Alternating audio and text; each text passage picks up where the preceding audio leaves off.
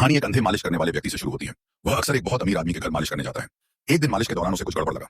उसने अमीर आदमी को चेतावनी दी कि बाहर कोई दरवाजे का ताला तोड़ने की कोशिश कर रहा है, लेकिन अमीर आदमी ने बात को टाल दिया और घमंड से कहा कि उसका लोहे का दरवाजा राष्ट्रपति भवन के दरवाजे से भी ज्यादा मजबूत और सुरक्षित है। तभी अचानक चोरों का एक ग्रुप जोर से दरवाजा तोड़कर अंदर घुस आया। उन्होंने अमीर आदमी को पकड़ लिया और तिजोरी खोलने को कहा। अमीर आदमी पहले से तैयार था। उसने जानबूझकर गलत उंगली फिंगरप्रिंट मशीन में डाली। जैसे ही गलत उंगली लगी, आगे की हैशटैग घर का अलार्म तेज आवाज में बज उठा।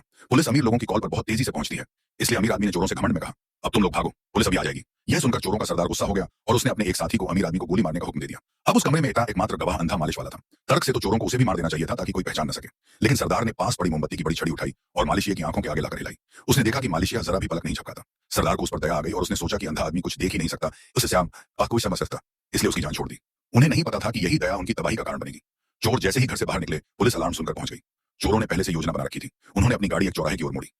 वहां सड़क किनारे एक बच्चा संतरे इकट्ठा कर रहा था। पुलिस का ध्यान उस बच्चे की ओर गया और उन्हें लगा कि चोर उसी रास्ते भागे हैं। असल में वह बच्चा चोरों ने जानबूझकर वहां खड़ा किया था ताकि पुलिस का ध्यान भटक जाए। इधर पुलिस अंधे मालिशिया को पूछताछ के लिए थाने ले गई। अपनी जान बचाने के लिए वह बार-बार कहता रहा कि वह सच में अंधा है, लेकिन एक चालाक पुलिस अफसर को शक हुआ। उसने टॉर्च की तेज रोशनी मालिशिया की आंखों में डाली। उसकी पुतलियां सिकुड़ और फैल रही थीं, जिससे साबित हो गया कि वह अंधा होने का सिर्फ नाटक कर रहा है। अब मालिशिया का राज खुल गया। उसने पुलिस को सारी बात सच-सच बता दी। चोर कितने थे, कैसे दिखते थे, सब कुछ।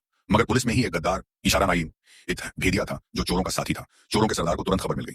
अब गवाह को खत्म करने के लिए वे एक गोदाम में गए, हथियार लिए और पुलिस स्टेशन के ठीक सामने छिपकर बैठ गए। मौका आया, लेकिन उनका सबसे नया साथी, जो पहली बार किसी को मारने वाला था, डर के मारे गोली नहीं चला सका। सबसे अच्छा मौका हाथ से निकल गया। फिर भी सरदार बिल्कुल नहीं घबराया और वे पाक आ गए, क्योंकि जिस पुलिस वाले को अंधे मालिशिया को ले जाने का काम दिया गया था, वही असल में चोरों का गद्दार था। जब तक मालिशिया को समझ पाता, तब तक बहुत देर हो चुकी थी।